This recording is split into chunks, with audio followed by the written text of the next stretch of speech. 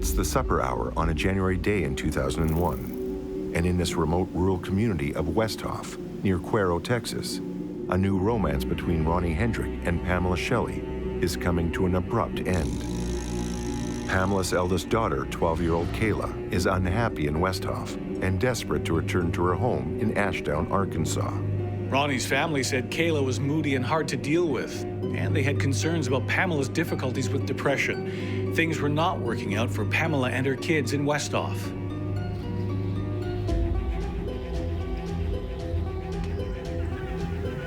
Westhoff is remote. The nearest community is Cuero, a town of 6,800 people, 15 miles away. Ronnie's closest neighbors were his family, who lived a mile down the road. 32-year-old Pamela is packing a trailer with her possessions. She's planning to leave Ronnie and his daughter Melissa and take her 2 kids back to Ashdown. Ronnie's brothers Mikkel and Shannon are hunting for doves in a nearby field. A single shot rings out. Pamela Shelley is mortally wounded from a gunshot to the head. If she is alone in the house, it must be self-inflicted. But things are not all as they appear in Westhoff. If I would have just let it go, we wouldn't be where we are today. It will take a dozen years and the efforts of a grieving daughter to unravel a family conspiracy and ensure her mother's murderer is finally caught.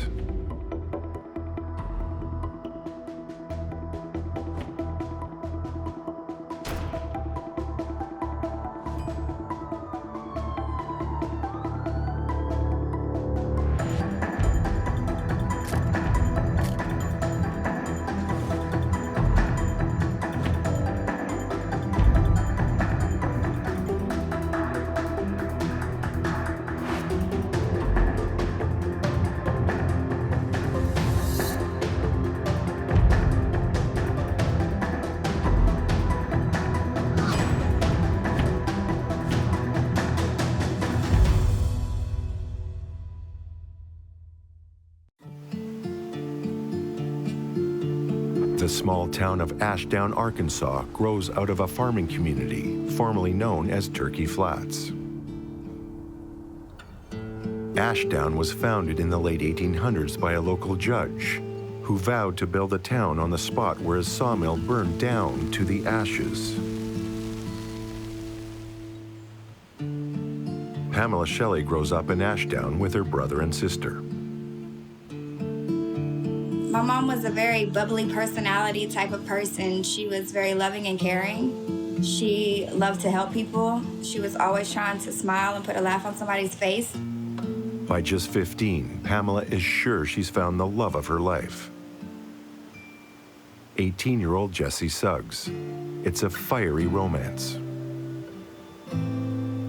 Jesse's mother, Shirley, said the teenagers shared a unique love. They couldn't live with each other, and they couldn't live without each other. Pamela is still in high school when she marries Jesse. At age 19, she gives birth to their daughter, Kayla. By then, she and Jesse had broken up, and Jesse was in trouble with the law. Pamela and Jesse had a pattern of breaking up and making up. My mom and my daddy had been together my whole life, back and forth. When I was born, they weren't together anymore. Then right after, they got back together. But I don't know, they had a love that I can't explain. 3 years later, Pamela gives birth to a boy, Dustin. Jesse keeps getting into trouble with the law, and their on-again, off-again relationship continues. My dad would go to prison, and he would get out, and my mom would go back to him. A decade later, Pamela is fed up with Jesse and gets close to her childhood friend, Ronnie Hendrick. And this last time, she didn't go back. She had said she wasn't going back, and we moved to Cuero with Ronnie. Pam and Ronnie were neighbors growing up in Arkansas and played together as kids. Now, when Ronnie's mom, Debbie, remarried, she and her 3 boys moved to rural Texas with her new husband, Cecil Kegley. In her early 30s, Pam meets Ronnie again and starts dating her former boy next door. In August 2000, Ronnie convinces Pamela to move to his home in Westhoff, outside Cuero, Texas. It's about a mile from where his mom and stepfather and 2 brothers live. Pamela and her 2 kids live there with Ronnie and his daughter from another relationship. This puts a state line and hundreds of miles between Pamela and her ex-husband, Jesse. Pamela's daughter, Kayla, is less than happy about their new home. They have left behind everyone they know, their friends, and her father, Jesse. I wanted my daddy around. I didn't want Ronnie with my mom. Kayla's new home is in the middle of nowhere. The only time they see other kids is when they go to school in Yorktown, which is about 20 minutes by bus away. As the months pass, life with Ronnie Hendrick becomes less and less happy for Pamela and her kids. As Ronnie's family saw it, Pamela was pulled in two directions, between the life with him and the unhappiness of her children who didn't like living in the country. Ronnie's mother, Debbie, noted that 12-year-old Kayla was becoming increasingly difficult. Ronnie's family said Pamela suffered from depression and was taking medication for it.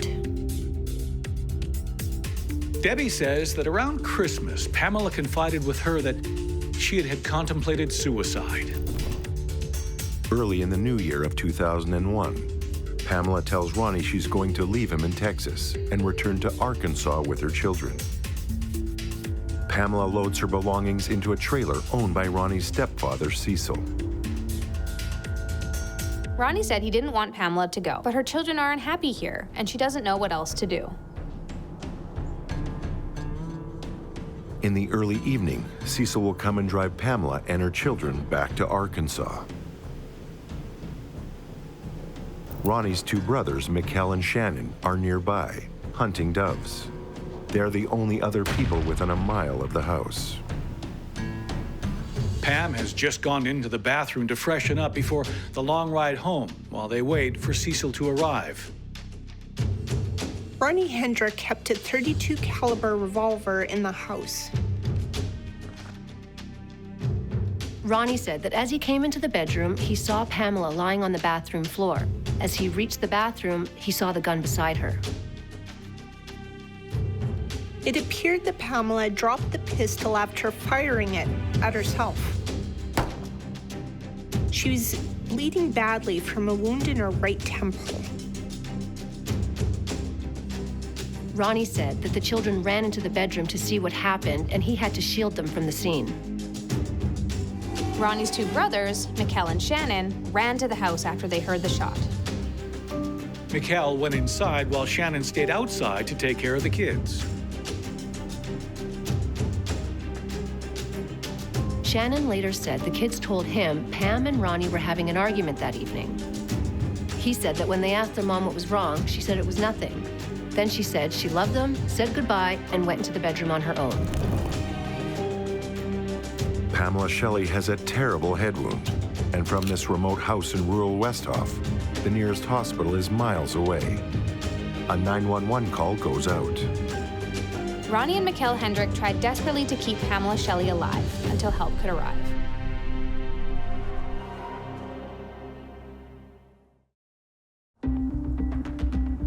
Pamela Shelley is packing up her belongings to move back to her home in Ashdown, Arkansas, when she shoots herself in the head on the evening of January 6th, 2001. A 911 call goes out, and an ambulance is dispatched from Yorkton, a town 20 minutes from her boyfriend Ronnie Hendrick's rural home in the hamlet of Westhoff. When first responders reach the scene, it's already dark, and members of Ronnie's family, his brothers, mother, and stepfather, are all there, along with 3 children. Ronnie's mother, Debbie, and stepfather, Cecil, say they've been taking turns performing CPR on Pamela, who is mortally wounded. Pamela's 2 children, 12-year-old Kayla and her younger brother, Dustin, along with Ronnie's child from another relationship, are kept away from the tragic scene.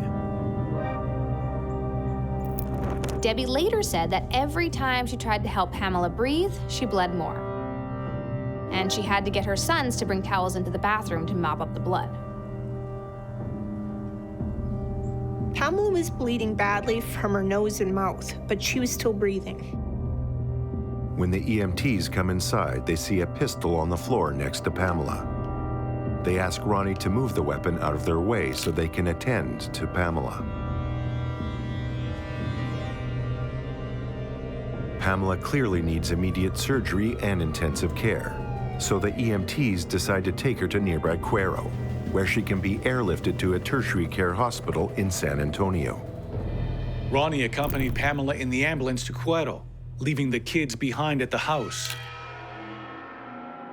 Despite her terrible wound, Pamela still shows vital signs when they reach Cuero Regional Hospital. She is immediately flown by air ambulance to the Brooke Army Medical Center in San Antonio. At the Brooke Army Hospital, Pamela is stabilized and put on life support. Doctors determine there is nothing they can do to save her. Pamela's daughter, Kayla, keeps calling the hospital to check on her mom. My uncle and my aunt came and drove the next morning to get me and my little brother. But all night long, I'm calling the hospital and they're telling me that, oh, it's okay, she's gonna be okay, she's okay.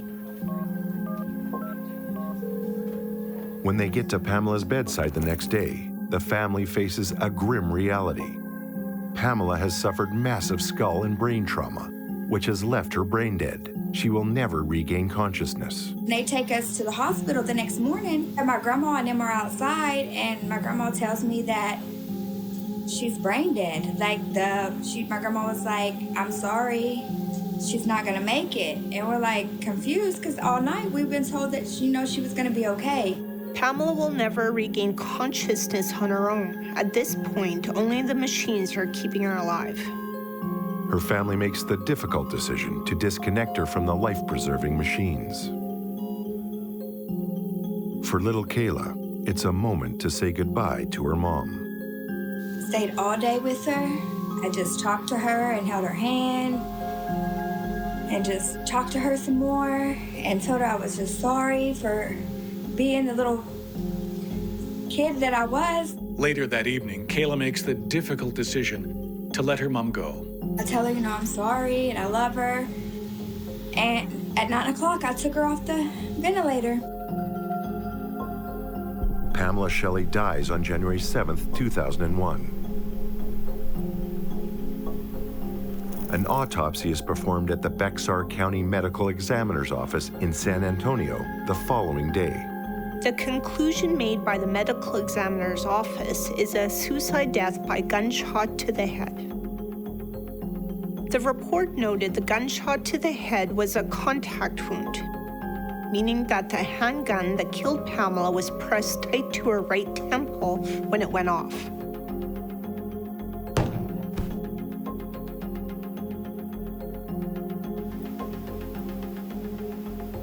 And then we get her autopsy papers and they say suicide. And I freak out. For Kayla, the idea that her mother would leave her and her brother on their own is unthinkable. She's not gonna leave us kids there. We packed up all of our stuff to leave because I said I wouldn't stay there. Why would she leave us there with him? Pamela's body is brought back to Arkansas for burial. Kayla and Dustin are sent to live with their grandparents in Ashdown. Ronnie Hendrick rode with Pamela from his home to Cuero on the night of the shooting. He did not make the air ambulance trip to San Antonio. How did Pamela Shelley get a hold of Ronnie's pistol? And why did she shoot herself? Police have some serious questions for Ronnie Hendrick.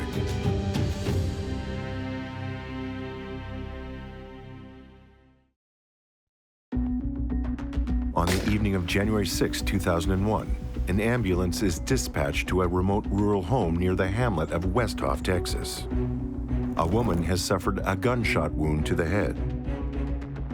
31-year-old Pamela Shelley is transported by ambulance to the nearby town of Cuero, then immediately airlifted to the Brooke Army Medical Center in San Antonio. Her brain injury was catastrophic. At 9 p.m. the next day, her 12-year-old daughter Kayla is at her side when her ventilator is switched off and Pamela is pronounced dead. The coroner's ruling is definitive. It's a suicide by self-inflicted gunshot wound to the head. But this tragic matter still needs to be investigated by local police. Police arrive at Ronnie Hendrick's home in rural DeWitt County, as Pamela is being loaded for transport to hospital. DeWitt County Game Warden Michael Hoffman takes a brief statement from Kayla in the yard while Pamela and Ronnie Hendrick are whisked away in the ambulance. And I just really felt like we weren't heard at first. Like, it didn't matter, really. Kayla is just 12 years old. She's obviously very upset about what's happened to her mom, and she's saying that Ronnie Hendrick is in some way responsible. They're getting our statements, but nothing is really being done about it because they still let him go in the ambulance with my mom. Deputy Brandon Riedel of the DeWitt County Sheriff's Office and his colleague Deputy Carl Bowen soon arrive at the scene in separate patrol cars. Deputy Bowen hears the call on his police radio on his day off. It's telling that Deputy Bowen comes to the scene on his own time because the case turns into an investigation that he takes personally and will pursue for years. When Bowen arrives, he sees the packed trailer ready for Pamela's planned move. Then he sees Pamela's children, who are visibly upset. I just remember like balling my fist up and like punching the ground and like kind of freaking out. And the police and everybody comes, we can't go in the house. Deputy Bowen decides not to interview Kayla at the time. And the distraught young girl wonders why she is being ignored. They're not even talking to us really at this point. So we're even more confused. We're like trying to figure out why everything is happening and we really don't know anything. My little brother is super confused. Ronnie Hendrick has left in the ambulance, so his parents and two brothers are left to explain what happened.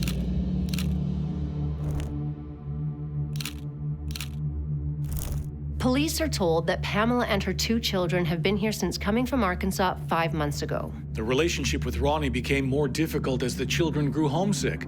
And this was especially true of Kayla, who they said had become hard to deal with. They say Pamela was driven to the brink because her relationship with Ronnie and her children couldn't be reconciled. Ronnie's family tell officers Pamela has a history of depression and suicidal thoughts, as recently as just a few weeks before.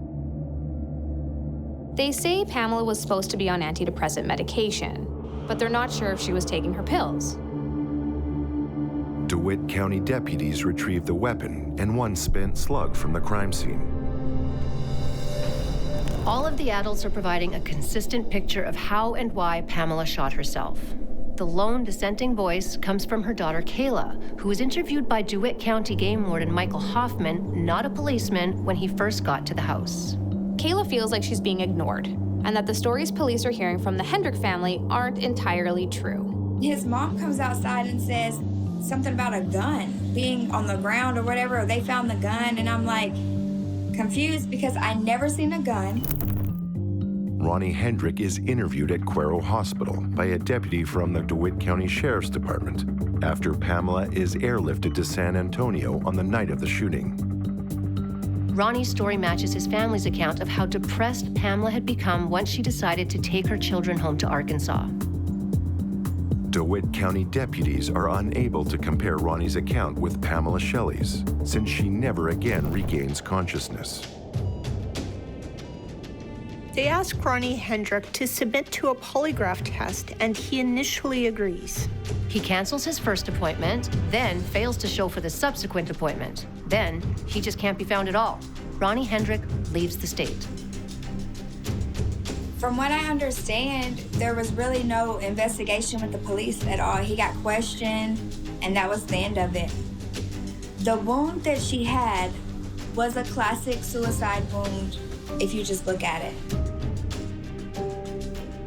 The case file on the death of Pamela Shelley is closed and would stay that way for the next 7 years. So for a couple years, I just continued to write and call and never got anything. Now, the case is ruled a suicide. The investigation is over.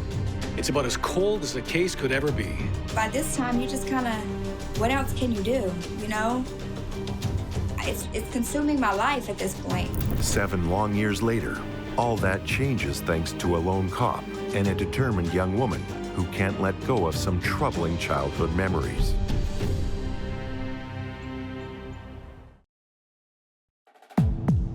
It's been 7 years since Pamela Shelley dies from a gunshot wound to the head in a remote part of DeWitt County in rural Texas.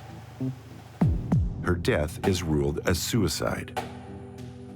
One person alone did not believe that Pamela shot herself, her then 12-year-old daughter, Kayla, but it seemed to her that no one was listening. So, at 12 years old, I'm writing letters to the police department. I'm writing letters to everybody I can think of. Me and my grandma are trying to figure something out, and we hear nothing. One day, Kayla, now 19, is at work when she gets a phone call out of the blue. My boss calls me and tells me a detective is looking for me, and I need to call him back as soon as possible. Well, then when I call him, he asks me who I am, and I say I'm Kayla Suggs. And he says, "What's your mom's name?" And I was like, "Pamela Shelley." And he said, "I'm Detective Bowen, and I want to reopen your mom's case." And the feeling of like happiness and just joy that maybe something could be done. For years, Kayla has been calling the authorities, trying to get someone to look into her mother's death. Nobody would answer our phone calls. Nobody would answer our letters. It was just like they didn't want to have anything to do with us. Detective Bowen was a deputy with DeWitt County Sheriff's Department when he went to the Hendrick house on January 6, 2001. Bowen was never satisfied with the Hendrick family's explanation that Pamela shot herself because she was depressed. In 2008, Ronnie Hendrick is back in DeWitt County, and this time he's in jail. Ronnie Hendrick was being held in Cuero on an assault charge for violently beating a woman he was living with. Ronnie took off after Pamela died in 2001 after repeatedly dodging requests that he take a polygraph test to show he was telling the truth about what happened to her that night. Since then, Ronnie moved to South Dakota and later got in trouble with the law there. He's been charged 5 times for assaults involving domestic and family violence. He spent time in jail there in 2002 for a felony drunk driving conviction. He has 3 charges for driving while intoxicated. In 2005, he was arrested on a warrant for a parole violation in South Dakota. Detective Bowen uses the opportunity of Ronnie Hendrick's detention in Cuero to set up an interview about Pamela Shelley's death. Ronnie's account to Detective Bowen in 2008 is the same one he offered in 2001. On the evening of the shooting, he was outside on the porch when he heard a shot from inside the house. He rushed in to find Pamela on the bathroom floor with a gunshot wound to her head, his gun lying beside her. Detective Bowen again asks Ronnie to take a polygraph test, and Ronnie agrees. Testing is booked for the following day in Austin. Afterwards, Detective Bowen drives to Pamela Shelley's hometown of Ashdown, Arkansas, to interview her family and friends. Kayla Suggs was 12 years old at the time of the shooting in 2001, and she was never formally interviewed by police. Ronnie always drank, and then coming to Texas, it seemed like he drank even more. He was drinking all the time, and it never got better. When he would drink, he would get mad. He would get really mad easy, and he would just be angry. He would just be starting stuff just to start stuff or making comments just to make them, just to be mean. Kayla tells Detective Bowen of an argument between Ronnie and Pamela that turned into a physical fight, then a breakup that 2 days later led to a shooting. And he just was starting stuff, and my mom said, "Just leave us alone," and he told us to get out. And she said, "Okay," and he said, "Right now." I walked past his chair and I told him, "You messed up now." And next thing I know, he had hit me. And I fell and hit the bar. My little brother was screaming for my mom. Pamela sees Ronnie has hit Kayla. Ronnie and Pamela start fighting again, and Ronnie grabs hold of Pamela's ponytail and hits her head with his knee, giving her a black eye. Pamela has a seizure, a condition she was taking medication for. At 12 years old, Kayla had to guide his injured and ill mother through the dark to Ronnie's parents' house over a mile away. He wouldn't let us take the car. He wouldn't let us get a flashlight. We couldn't take anything. On the way to his stepdad's house, My mom had another seizure. There's no lights. We're on a gravel road. And we're just trying to keep her from hurting herself even more on this rocks.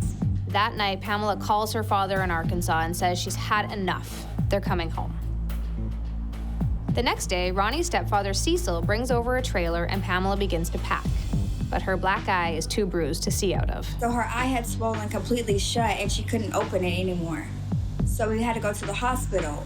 The Hendrick family doesn't want Pamela telling the hospital that Ronnie hurt her. Well, they tell us to just lie and say that she fell.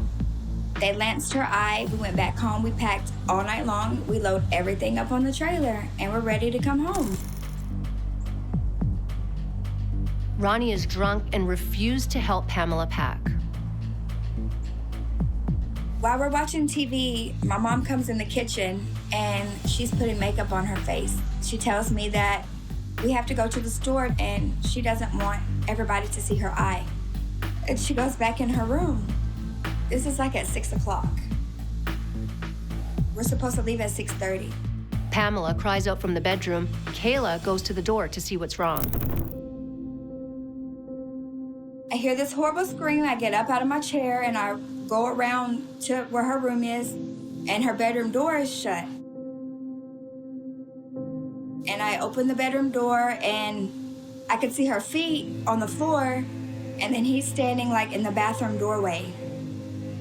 And he won't let me in there, and I don't know what happened. Pamela is on the ground. She's badly injured. Kayla has no idea how she got hurt. And I got into the bathroom, and she was laying there with blood everywhere.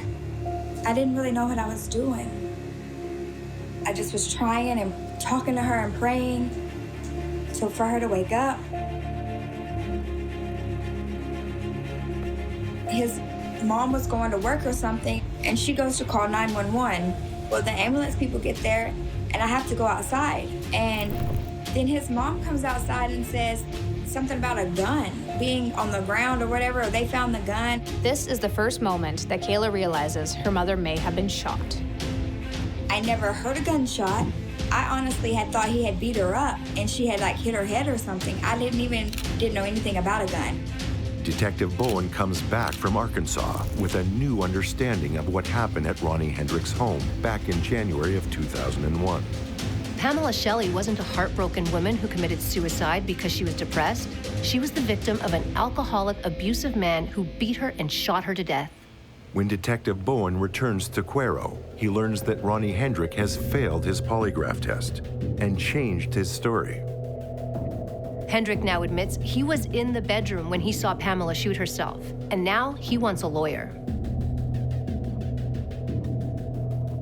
If Ronnie's not being truthful, it's not just one man lying, it's an entire family conspiring to hide a murder.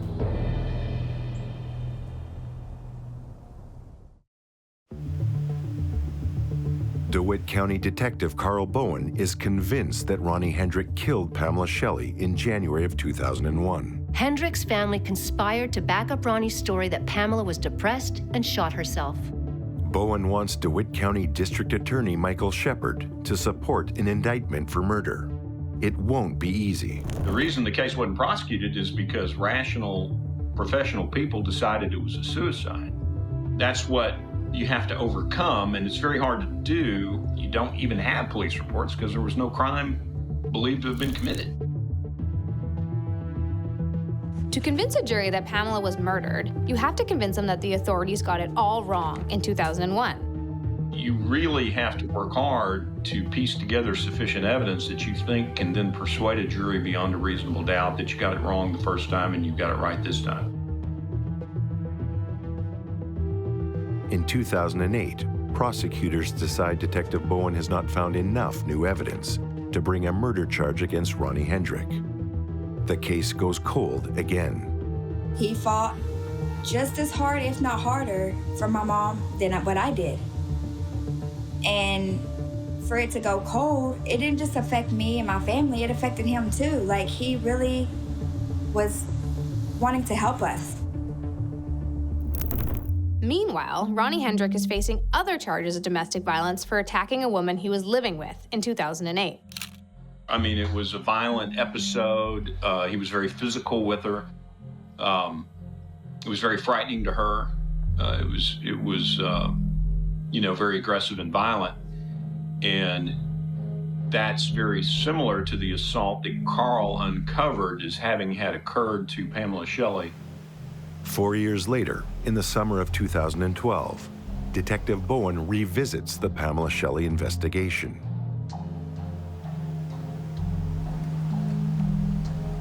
A team of criminal analysts is sent to Cuero to assist in the investigation.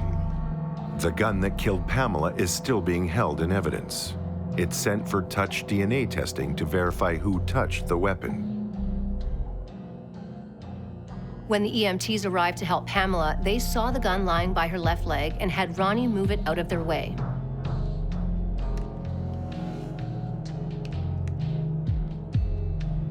The results are surprising. There is no DNA evidence on the gun. The lack of DNA on the gun suggests it was intentionally wiped down at the scene.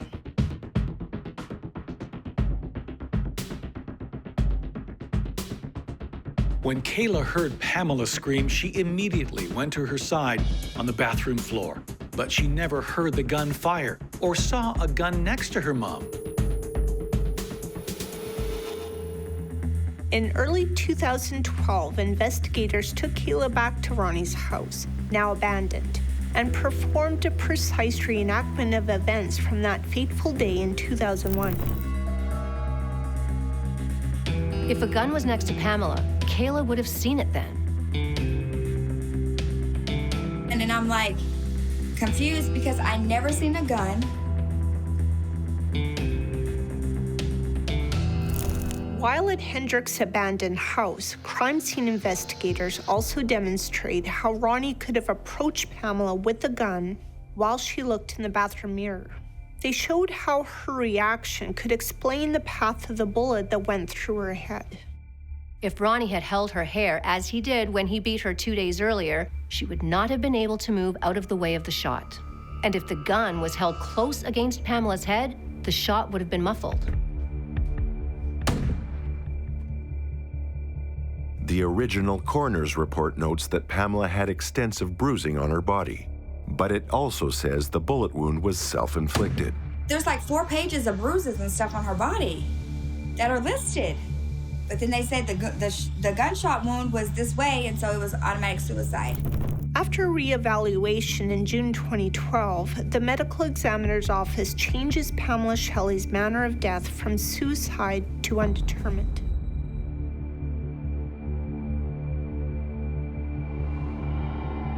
Prosecutors also find that Pamela lay wounded on the bathroom floor for more than an hour before Ronnie's family phoned 911. And why that happened, I think, is because the defendant was able to take time and get a story straight with his family.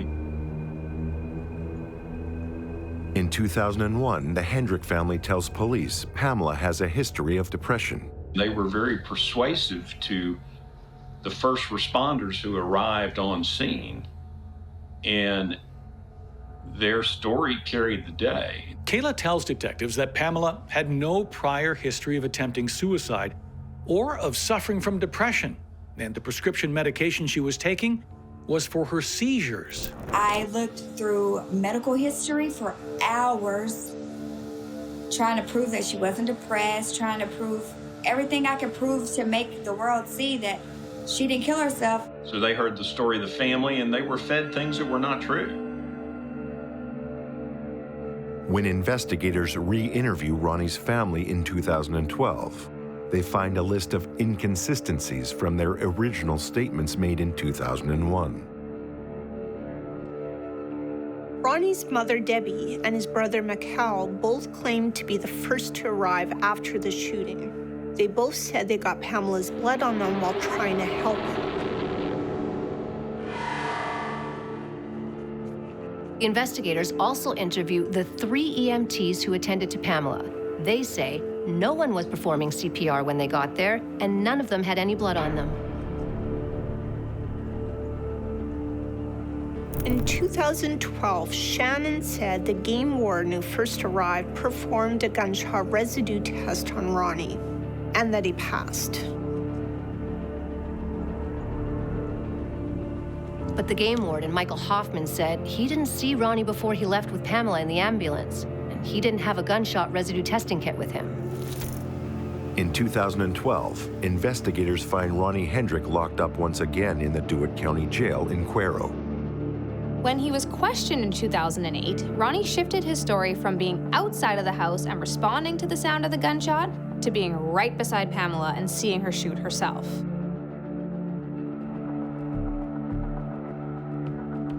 Now he says he was outside on his porch with the kids. Kayla and Dustin have always maintained they were in the living room watching TV. When asked about this contradiction, Ronnie again ends the questioning by asking for an attorney. Accounts of the events of January 6, 2001 from Ronnie Hendrick and his family have always contradicted Kayla's. Now the family members are contradicting first responders, police, and even each other.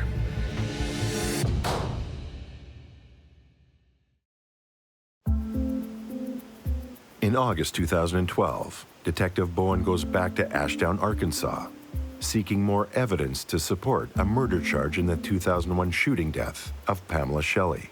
Detective Bowen and Pamela's daughter Kayla have worked together for years to convince prosecutors that Ronnie Hendrick killed Pamela and should be brought to trial for her murder. Everything I can do to help Detective Bowen, that's what I did. And he came down on his own time and he worked endless hours trying to help us. This time, Bowen wants to speak with Kayla's grandmother, Shirley Suggs. Shirley Suggs tells Bowen that Pamela had broken off her tempestuous relationship with Kayla and Dustin's father, Jesse Suggs, in 2000, before beginning her fatal relationship with Ronnie Hendrick. Shirley now says she knew Pamela and Ronnie's relationship was in trouble because Pamela wasn't just coming back to Arkansas, she was coming back to Jesse. Shirley tells Bowen that she knows this because Jesse had sent Pamela a cell phone, a phone that Pamela kept hidden from everyone. I didn't know nothing about a phone. I didn't know nothing about any of that. Detective Bowen finds Jesse Suggs once again in prison, and this time on theft and weapons charges. Jesse tells Bowen he was in touch with Pamela by phone and that he knew Ronnie had physically abused both Kayla and Pamela. And when Ronnie discovered the phone, he was furious. He had talked to my mom, and that my mom had told him he was coming back, and Ronnie had caught them with the phone. Bowen realizes Jesse's last conversation with Pamela happened just hours before she died. When asked why Jesse had withheld this vital information for all these years, he simply said no one had asked him before.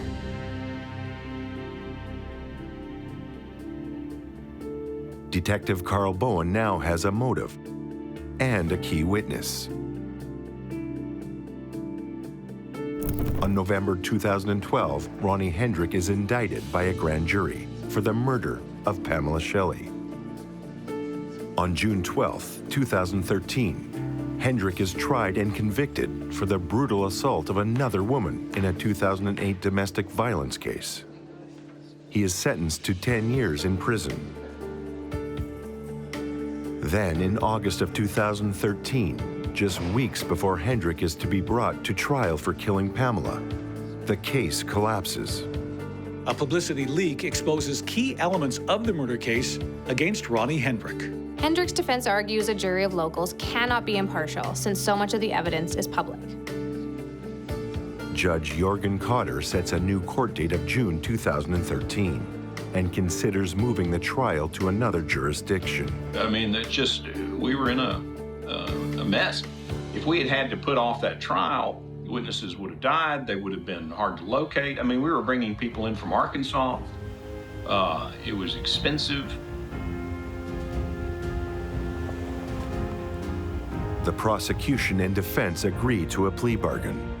In return for admitting his guilt, Hendrick will serve a 22-year sentence, concurrent with his other assault conviction.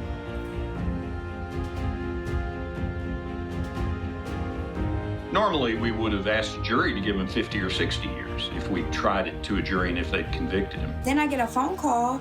They're offering him a plea bargain. And my brother says 22 years. And I said, no, 22 years isn't enough. I don't care. No.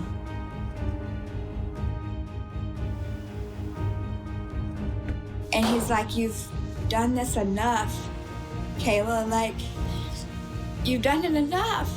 Like, just let it go. It's not bringing her back. And so I accepted it. If I would have just let it go, we wouldn't be where we are today. Her name would still be under a suicide if I would have just let it go.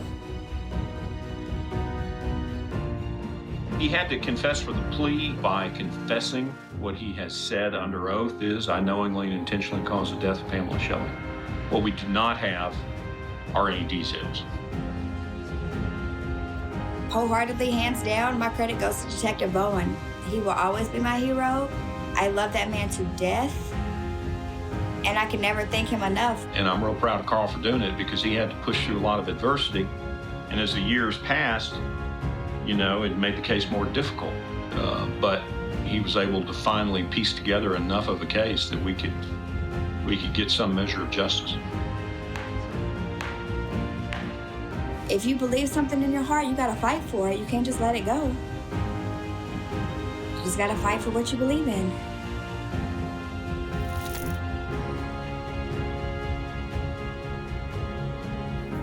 Ronnie Hendrick is imprisoned, ending his trail of domestic violence. Pamela Shelley is no longer wrongly accused of having taken her own life. And a 12-year chase has ensured her murderer is finally caught.